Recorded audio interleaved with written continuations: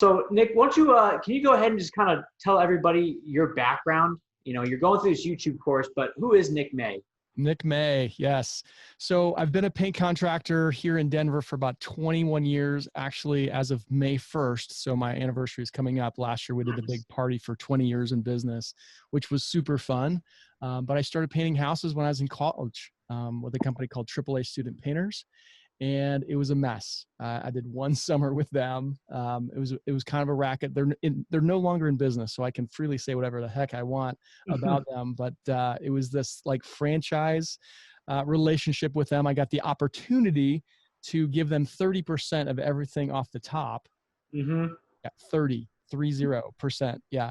Find a franchise model that works under that guidance. Anyways, somehow I made it through that summer. Then I did 4 more summers after that because I was on the 5-year plan in college. And, but I made enough money to put myself through school. My dad used to always say when I was in college, coming home to do this, now, Nick, don't forget you're going to school so you don't have to paint the rest of your life. So I showed him 25 years later.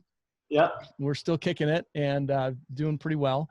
But I did get out of college with a marketing degree from the University of South Carolina. I did go and have a couple other jobs. It was not what it was all cracked up to be. I did not like working for other people. And like I said, about 21 years ago, I decided to start back into painting. And so I've been doing this crazy thing ever since. Through the ups and downs, we've been through a lot of these different cycles. With the market, and now today, fast forward to today, I have a staff of about 18 on the Walls by Design side. I have a staff on my media company, which produces my podcasts, and we do some marketing stuff and speak and teach and do all that kind of. So all in, we're about 22, 23 people. And so it's been fun. And now the new chapter is how do we take over and do some amazing things on YouTube. So why go from paint contractor to now paint and marketing, and then now paint marketing and then media? I mean, why these extra businesses versus just doubling down and just staying as a painter? Well, I'm a little ADD. I always say I would have been diagnosed with it had it been invented back then in the 80s. But so I've always had a million business ideas in my head.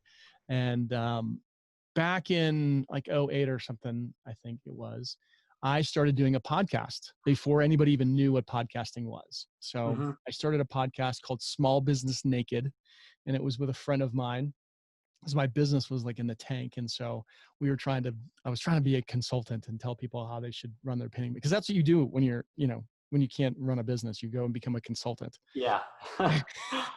So sorry for any of those consultants out there that quit doing whatever to consult. Anyways, we started, how I started was I bought time on a local radio station, and we were having a ton of fun. We were interviewing successful entrepreneurs from Inc. and Entrepreneur Magazine, like Brian Scudamore from 1-800-GOT-JUNK, the guy from Tom Shane from the Shane Company. Don't know if you know them.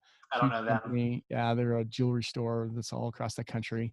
Camp Bow Wow, Comedy Works here from Denver. Like just a lot of fun stories, like not humongous businesses, but successful businesses that we would read about in Inc. and Entrepreneur Magazine. And along the way, I interviewed a painting contractor here in Denver. They were the largest painting company west of the Mississippi at the time. And they were on the Inc. 500 list and just killing it.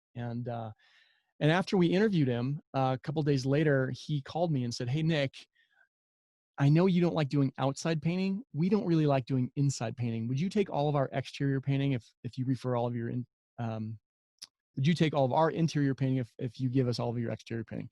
And I was like, done. This would be awesome. And I was a little scared at the time because I had like one guy on staff at that point, and business wasn't doing fantastic, but I was like, yes, I will do it.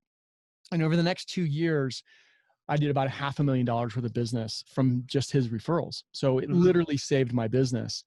And I was like, wow, that's what the power of podcasting can do. But in that, I got super busy and I stopped podcasting. But I also knew at the time, like, I got to figure out this marketing piece because I've got a lot of eggs in one basket. And so at that point, I decided if I'm going to spend marketing dollars, I want to go after people that can get me more business on a reoccurring basis. Mm-hmm. And hold on a second. I don't know if you're hearing that, but I think my Outlook is chiming at me, and I'm going to Get turn some it off. emails. I apologize. It's all good.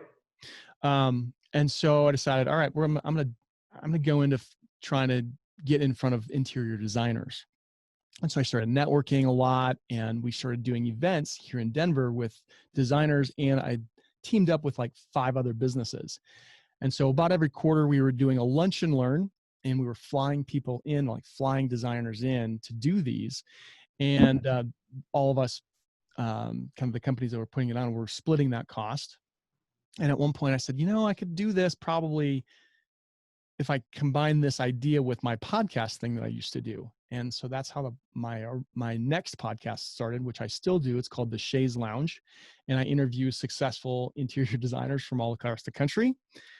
Because of that, I started going to events, markets, furniture markets, and other events that interior designers would go to, started traveling around. I started speaking. And I started that about 6 years ago, Mm-hmm. 7 years ago. And then people started asking me if I was going to become a consultant for interior designers. And I was like, no, I don't know anything about that. I How to be interview an them. interior That's about designer. it. I Yeah. just like the conversation about business. Right. Right. And so then I kind of thought, well, I'm a paint contractor. I wonder if I could do that for painters. And so about 3 years ago, I started a podcast called The Business Brush. And we started to interview successful painters from across the country. And then I thought, hey, I could bring guys into Denver. We could do an event, and I can tell them how I've built my business. And so that's what we started doing. And at the very first one, my director of marketing was speaking, and he's a really fast talker, and kind of blazing a trail through the stuff. And about 4 people came up to me and said, can he just do that for me? Because I don't want to learn all this stuff. And so Mm-hmm. that started us doing some marketing stuff for painters. And really my biggest push is on the education side. So really teaching guys how to put systems in their business, how to understand financials, how to market, how to sell. And so these are the things, like a lot of guys get into painting kind of by default. They didn't, a lot of guys will be working for somebody else, and the guy will be an idiot, and he's like, I'm just going to do my own thing. Or a lot of people are like me. They painted in college and they just never stopped. Mm-hmm. And kind of the third more typical one is my dad was a painter. I painted with him, and now I paint. And so those are kind of the 3 main ways guys get into painting. You don't hear the story too much where a guy was like a successful business person. They're like, I'm going to go start a painting business. Just doesn't really happen very much. But I've run into them, but it's Yeah. not very common. Yeah. That kind And of brings us I up do to today. I know I have one client that they just came from the outside world and just bought a remodeling company. Mm-hmm. And the wife has like an interior design background. And then the husband he's like, yeah, I'm just a business guy. So like they stepped in and practically just bought a book of business, but it's just like a past customer. So they're like the only ones that I know that stepped in as we're business people, but we're going to use the contracting world as the model Right. instead of the opposite, which is let me start this because I like building things with my hands and then figure it out as I go.